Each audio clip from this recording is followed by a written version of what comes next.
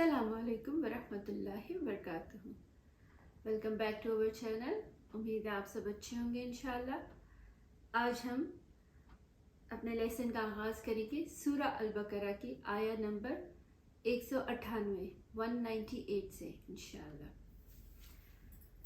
اعوذ باللہ من الشیطان الرجیم. بسم اللہ الرحمن الرحیم. رب اشرح لی صدری ویسر لی امری واحلل عقدۃ من لسانی یفقہوا قولی. ربی زدنی علما. آمین ثم آمین. الحج اشہر معلومات فمن فرد فیہن الحج فلا رفث ولا فسوق ولا جدال فی الحج وما تفعلوا من خیر یعلمہ اللہ وتزودوا فإن خیر الزاد التقوى واتقون یا اولی الالباب. حج کے مہینے مقرر ہیں، اس لیے جو شخص ان میں حج لازم کر لے وہ اپنی بیوی سے میل ملاپ کرنے، گناہ کرنے اور لڑائی جھگڑے کرنے سے بچتا رہے. تم جو نیکی کرو گے اللہ تعالیٰ اس سے باخبر ہے، اور اپنے ساتھ سفر خرچ لے لیا کرو. سب سے بہتر توشہ اللہ تعالیٰ کا ڈر ہے، اور اے عقل مندو مجھ سے ڈرتے رہا کرو. حج سال کے مقررہ ایام میں ادا کیا جاتا ہے، ذی الحجہ کے پہلے 10 دنوں میں. تو جو شخص دنیا کے کسی بھی حصے میں ہو وہ حج کی نیت سے احرام باندھ لے، تو پھر وہ اپنے احرام کی پابندیوں کا خاص خیال رکھے اور اپنا ایک ایک قدم پھونک کر اٹھائے. کیونکہ اگر وہ شخص حج کو پراپر طریقے سے ادا کر لیتا ہے، اس کے مناسک پورے اللہ سبحانہ تعالیٰ کے بتائے ہوئے طریقے سے ادا کر لیتا ہے، تو اللہ سبحانہ تعالیٰ اس کو پوری طرح سے بخش دیتے ہیں. آپ صلی اللہ علیہ وسلم نے فرمایا کہ جس نے حج کیا اور شہوانی باتوں اور فسق و فجور سے بچا، وہ گناہوں سے اس طرح پاک ہو جاتا ہے جیسے اس دن پاک تھا جب اسے اس کی ماں نے جنا تھا. یعنی کہ وہ بالکل ایسے نیو بورن بیبی بن جاتا ہے. نیو بورن بیبی کے کوئی گناہ نہیں ہوتے، تو اسی طرح اللہ سبحانہ تعالیٰ اس دن سب کو معاف فرما دیتا ہے، اس کے پچھلے سارے گناہ بخش دیتا ہے، معاف کر دیتا ہے.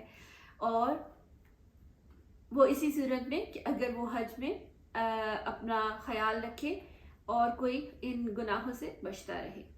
لیس علیکم جناح ان تبتغوا فضلا من ربکم فَإِذَا أَفَضْتُم مِّنْ عَرَفَاتٍ فاذكروا الله عند المشعر الحرام واذكروا كما هداكم وإن كنتم من قبله لمن الضالين.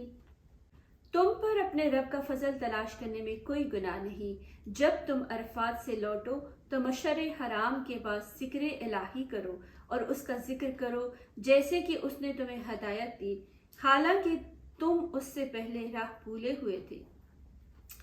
تو اگر کوئی شخص حج کی نیت سے جاتا ہے اور وہ اپنے حج کے سارے ارکان ادا کر رہا ہے، تو اس کے علاوہ جب وہ کوئی خرید و فروخت کرنا چاہتا ہے تو اس میں کوئی گناہ نہیں، وہ ایسا کر سکتا ہے، لیکن اپنے اصل مقصد کو یاد رکھے. یعنی کہ جس مقصد کے لیے وہ وہاں گیا ہے وہ اس سے نہ ہٹے، اس سے غفلت نہ برتے، اور اللہ سبحانہ تعالیٰ کا ذکر خوب ذکر کرے اور اللہ سبحانہ تعالیٰ سے خوب دعائیں کرے. ثم افیدوا من حیث افاض الناس واستغفروا اللہ ان اللہ غفور رحیم. پھر تم اس جگہ سے لوٹو جس جگہ سے سب لوگ لوٹتے ہیں، اور اللہ تعالیٰ سے بخشش طلب کرتے رہو، یقیناً اللہ تعالیٰ بخشنے والا مہربان ہے. تو جیسے اس کے مناسک ادا کرنے ہیں اسی طریقے سے کریں، اور ساتھ بخشش طلب کرتے رہیں کہ کہیں بھی کوئی غلطی کوتاہی کوئی کمی بیشی ہو گئی ہو تو اللہ تعالیٰ بخشنے والا مہربان رب ہے، وہ معاف کر دے اور کسی غلطی پہ ہمیں پکڑے نہیں. وَإِذَا قَضَيْتُم مَّنَاسِكَكُمْ فاذكروا اللَّهَ كَذِكْرِكُمْ آبَاءَكُمْ أَوْ أَشَدَّ ذِكْرًا فَمِنَ النَّاسِ مَن يَقُولُ رَبَّنَا آتِنَا فِي الدُّنْيَا وَمَا لَهُ فِي الْآخِرَةِ مِنْ خَلَاقٍ. پھر جب تم ارکان حج ادا کر چکو تو اللہ تعالیٰ کا ذکر کرو جس طرح تم اپنے باپ دادوں کا ذکر کیا کرتے تھے، بلکہ اس سے بھی زیادہ۔ بعض لوگ وہ بھی ہیں جو کہتے ہیں اے ہمارے رب ہمیں دنیا میں دے، ایسے لوگوں کا آخرت میں کوئی حصہ نہیں۔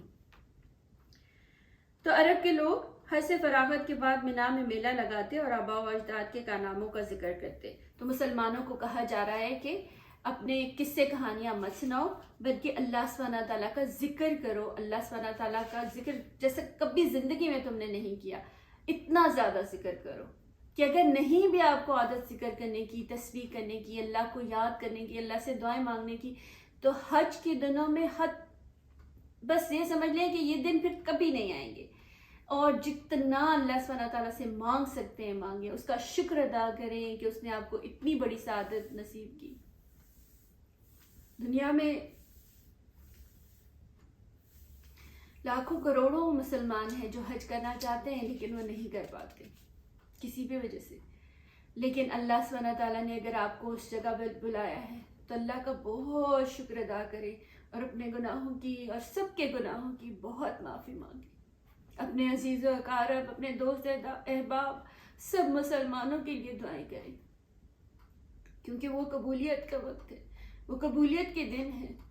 تو ان دنوں میں اللہ سبحانہ تعالیٰ کو خوب خوب یاد کریں اور اس کا ذکر کریں، اس کا شکر کریں اور اس سے مدد مانگیں۔ آپ کی جو بھی جائز خواہشات ہیں اللہ سبحانہ تعالیٰ سے وہ دعائیں مانگیں۔ اللہ سبحانہ تعالیٰ بہت مہربان، نہایت رحم کرنے والا ہے، وہ ہمیشہ ہماری دعائیں قبول کرتا ہے، لیکن حج پہ خاص طور پر آپ کی دعائیں قبول کی جاتی ہیں۔ تو وہ وقت گنوائیں نہیں، وہ وقت اللہ کی یاد میں صرف کریں۔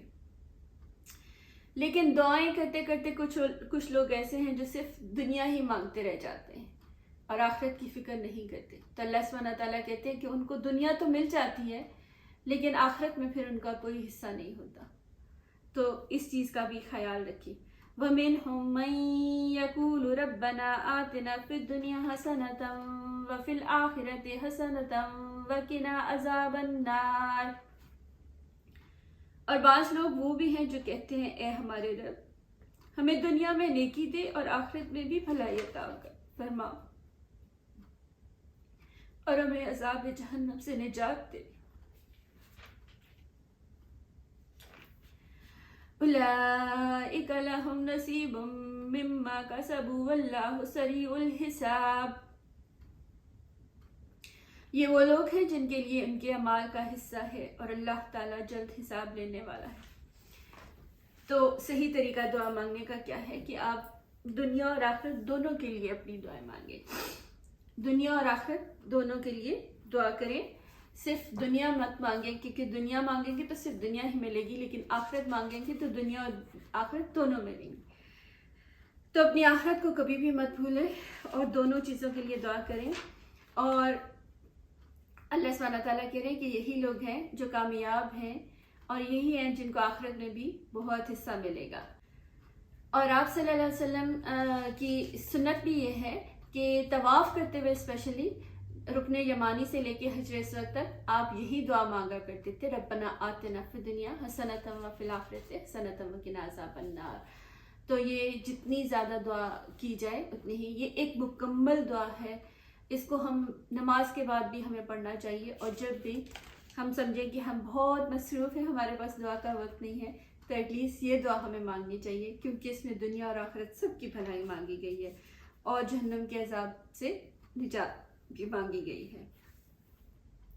جب اللہ سبحانہ تعالیٰ خود کہہ رہے ہیں کہ یہ دعا مانگو تمہیں آخرت، دنیا اور آخرت سب مل جائے گی، تو پھر اس کے علاوہ کیا مانگنا چاہیے؟ سبحان اللہ، اللہ ہم سب کو نیکی کی ہدایت دے، آمین۔ وَاذْكُرُوا اللَّهَ فِي أَيَّامٍ مَّعْدُودَاتٍ فَمَن تَعَجَّلَ فِي يَوْمَيْنِ فَلَا إِثْمَ عَلَيْهِ وَمَن تَأَخَّرَ فَلَا إِثْمَ عَلَيْهِ لِمَنِ اتَّقَىٰ وَاتَّقُوا اللَّهَ وَاعْلَمُوا أَنَّكُمْ إِلَيْهِ تُحْشَرُونَ۔ اور اللہ تعالیٰ کی یاد ان گنتی کے چند دنوں ایام تشریق میں کرو، 2 دن کی جلدی کرنے والے پر بھی کوئی گناہ نہیں، اور جو پیچھے رہ جائے اس پر بھی کوئی گناہ نہیں۔ یہ پرہیزگار کے لیے ہے، اور اللہ تعالیٰ سے ڈرتے رہو اور جان رکھو کہ تم سب اسی کی طرف جمع کیے جاؤ گے۔ ایام تشریق سے مراد 11، 12 اور 13 ذی الحجہ ہے، یعنی کہ ان میں ذکر الہی یعنی بلند آواز سے تکبیرات مسنون ہیں، اور یہ تکبیرات وہاں ہر وقت اپنی زبان پہ جاری رکھیں۔ اللہ اکبر، اللہ اکبر، اللہ اکبر، لا الہ الا اللہ واللہ اکبر، اللہ اکبر وللہ الحمد، سبحان اللہ۔ تو اپنی زبان کو بس اس کے ساتھ طے رکھیں، اور اللہ سبحانہ تعالیٰ بہت بخشنے والا مہربان رب ہے۔ اللہ سبحانہ تعالیٰ سے وہاں پر بھی بخشش طلب کرتے رہیں، اپنے لیے بھی، اپنے سب مسلمان بہن بھائیوں کے لیے بھی دعا کریں۔ اللہ سبحانہ تعالیٰ سب کی دعائیں قبول فرمائے، اور اللہ سبحانہ تعالیٰ ہم سب کو حج کرنے کی توفیق عطا فرمائے، اور ہمیں حج پہ بلا لے، اور ہمارے حج قبول فرمائے، اور ہمیں نیکی کی توفیق عطا فرمائے، نیکی کرنے اور پھیلانے کی توفیق عطا فرمائے، اور ہماری غلطیاں کوتاہیاں درگزر فرمائے، اور ہمیں قرآن و سنت پر عمل کرنے والا بنائے، آمین یا رب العالمین۔ آج کے لیے اتنا ہی کافی، انشاءاللہ اگلی آیات کے ساتھ پھر ملاقات ہوتی ہے، تو تب تک کے لیے السلام علیکم ورحمۃ اللہ وبرکاتہ۔ اپنی دعاؤں میں یاد رکھیں، اور پلیز مجھے فیڈ بیک بھی دیا کریں، تاکہ مجھے پتہ چلے کہ آپ کو کچھ سمجھ آ رہی ہے یا نہیں آ رہی، یا کوئی کمی بیشی۔ یہ یاد رکھیے گا کہ I'm trying my best۔ تو بس اللہ تعالیٰ ہم سب کو سیدھی راہ پر چلائے، اور غلطی کوتاہی سے بچائے، آمین۔ السلام علیکم ورحمۃ اللہ وبرکاتہ۔ جزاکم اللہ خیرا کثیرا۔